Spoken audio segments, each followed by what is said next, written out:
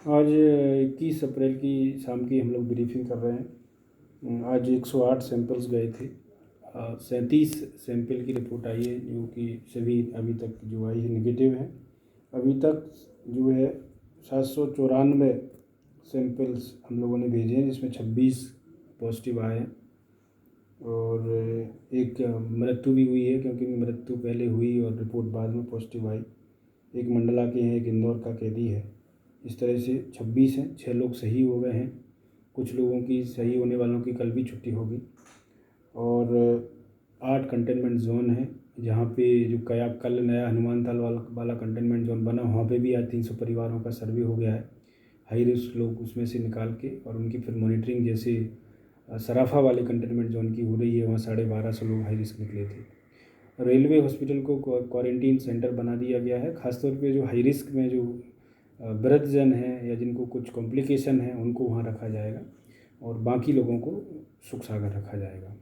और जैसी ज़रूरत होगी वैसे क्वारंटीन मिलिट्री हॉस्पिटल को भी हम लोग बनाने वाले हैं। वो भी जल्दी ही क्वारंटीन सेंटर बनेगा। बाकी जो हाई रिस्क निकल के आएंगे, चाहे हनुमान ताल वाले एरिया से, चाहे सराफा वाले एरिया से, बड़ी संख्या में उनका हम सैंपल लेने वाले हैं। और सैंपल को ज़रूरत पड़ी तो फिर दिल्ली या जहाँ ज़्यादा जल्दी हो सकता है, जहाँ लैब की कैपेसिटी ज़्यादा है, वहाँ भी भेज के सैंपल्स लिए जाएंगे। जो लोग 28 दिन जो जो जो लोकल ही कहीं बाहर से आए और 28 दिन पूरे कर लिए हैं, स्वस्थ हैं, जिनको अब कोई सिम्टम्स नहीं है, तो उनसे घोषणा पत्र भरवा के हम लोग उनके जो पोस्टर लगे हैं उनको भी अब हटवाना शुरू कर रहे हैं, जिनको 28 दिन 30 दिन पूरे हो गए। जिससे कि मतलब मॉनिटरिंग का हमारा जो चीज़ है वो एक लिमिटेड होती जाए। जैसे सिविल लाइन का जो कंटेनमेंट जोन है वो हट गया है, क्योंकि वहाँ 28 दिन तक कोई केस नहीं आया। जो व्यक्ति थे पॉजिटिव वो भी स्वस्थ हो गए। तो जिस तरह से एक फोकस्ड होके हम लोग काम कर पाएँ।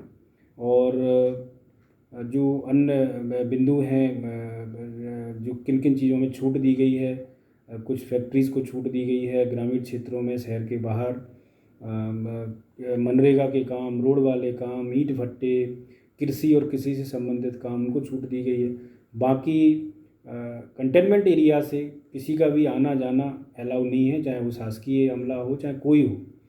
बाकी रेलवे के जो ऑफिसेस हैं वो खुल रहे हैं, मिनिमम जो उनको कुछ लोग चाहिए आवश्यक जो है सर्विसेज के लिए। इसी तरह से इनकम टैक्स है, डिफेंस फैक्ट्रीज़ हैं कि अधिकतम 20% कैपेसिटी के साथ खुल रही हैं, लेकिन सारे नॉर्म्स का पालन करना है। बीच में पता चला था वहाँ नॉर्म्स का पालन नहीं हो रहा है, तो हमने उनको फिर जो है उनको नोटिस भी दिया है। और अगर जहाँ भी नॉर्म्स का पालन नहीं होगा, जो भी अनुमति फैक्ट्रीज़ को दी जाएंगी या गतिविधियों को दी जाएंगी, कोरोना सबसे महत्वपूर्ण है, अगर कहीं भी नॉर्म्स का पालन नहीं होगा उन लोगों के खिलाफ कार्रवाई भी की जाएगी और जो अनुमति दी गई है उसको निरस्त किया जाएगा। जो आवश्यक वस्तुएं हैं उसकी उपलब्धता हम लगातार सुनिश्चित करा रहे हैं। बाकी लॉकडाउन हमारा वैसा ही है जैसा पहले था, उसमें कोई छूट नहीं है। जो लोग लॉकडाउन के नियमों का उल्लंघन कर रहे हैं उन पर कार्रवाइयाँ भी वैसी ही होंगी जैसे हो रही थी। एफआईआर होगी, गाड़ियाँ जब्त की जाएंगी। तो लोगों से आग्रह है कि लॉकडाउन के नियमों का पालन करें। ग्रामीण क्षेत्रों में गेहूं खरीदी चल रही है, उसमें किसान भाइयों को कोई पास की ज़रूरत नहीं है। कृषि से संबंधित दुकानें भी खोली जाएंगी कृषि उपकरणों की। पेयजल के हिसाब से अगर बोर वगैरह करना है तो वो भी अनुमत काम है। नगर निगम के भी कुछ कामों की अनुमति दी गई है, खासतौर पे पेयजल के काम है, जो पेयजल वाटर सप्लाई की जो उनकी अमृत योजना में काम चल रहा है, या सीवर के काम चल रहा है, या ऐसे काम जो कि जहाँ मज़दूर उनके वहीं रह रहे हैं, उसी परिसर में मज़दूर रह रहे हैं और सोशल डिस्टेंसिंग के नियमों का पालन हो सकता है। तो कुछ गतिविधियाँ शुरू हुई हैं, क्योंकि आगे भी गतिविधियाँ शुरू होना है, लेकिन लॉकडाउन लगातार यथावत रहेगा। लोगों से आग्रह है लॉकडाउन के नियमों का पालन करें। जो बाहर मजदूर हैं हमारे ज़िले के दूसरे राज्यों में, उनको भी हम लोग राशि डलवा रहे हैं। 1000 रुपये जो मध्य प्रदेश शासन माननीय मुख्यमंत्री जी ने निर्देश दिए हैं, वो राशि लगातार डल रही है वेरिफिकेशन करके। कोटा से जो हमारे बच्चे हैं, 102 लोगों की सूची आई थी, फिर 15-20 लोगों का और पता चला, तो राजगढ़ में वो बसें हमारी 4 आएंगी और फिर हमारे यहाँ से टीम जा रही है जो 7 आएगी, बसें वही आएंगी। तो वो बच्चों को लेने भी हमारे यहाँ से टीम रवाना हो रही है, जो कि कल रात तक बच्चे या परसों सुबह तक बच्चे आएंगे, उनको लेके आएंगे, उनका भी हेल्थ चेकअप होगा, फिर उनको अपने अपने घर भिजवाया जाएगा। उन सभी बच्चों को भी सार्थक ऐप डाउनलोड कराया जाएगा, भले ही वो स्वस्थ हों, और 14 दिन उनको अपने घर में ही आइसोलेशन में, क्वारंटीन में रहना होगा। इसी तरह से जो हाई रिस्क लोग जितने भी निकल के आ रहे हैं कंटेनमेंट जोन में, उन सबको भी सार्थक ऐप डाउनलोड कराया जा रहा है, जिससे कि अगर वो बाहर निकलेंगे तो हमारे कंट्रोल रूम में एक अलर्ट आ जाएगा। वो पूरा GPS इनेबल्ड है, तो वो सबको डाउनलोड कराया जा रहा है। उससे हेल्थ का भी चेकअप होता रहेगा। जिनकी ज़रूरत होगी उनके हम सैंपल लेंगे, जिनकी ज़रूरत होगी उनको दवाई देंगे, डॉक्टर निगरानी में रखेंगे, जिनकी ज़रूरत होगी उनको हम इंस्टीट्यूशनल क्वारंटीन में रखेंगे। ये सारी कार्रवाइयाँ लगातार चल रही हैं। लोगों से आप सब लोग, सामाजिक संस्थाएं लोगों को खाना देने में बहुत अच्छा सहयोग कर रहे हैं, बाकी सोशल डिस्टेंसिंग बनवाने में सहयोग कर रहे हैं।